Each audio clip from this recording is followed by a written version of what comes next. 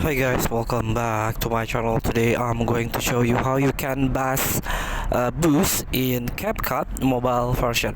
All you have to do now, open your CapCut so you can install CapCut for free, and now you can use CapCut as your regular video editor on your mobile phone.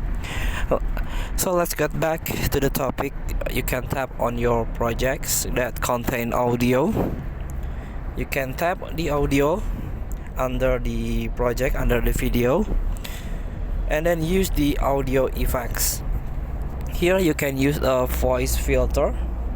You can scroll down and use the deep you can use the deep filters and you can adjust it based on your preference. Maybe you want to add more timbre, or you can reduce it, or you can control the pitch. It's up to you. So feel free to try. Thank you for watching. Don't forget to comment, like, and subscribe, and click the button below. See you in the next video.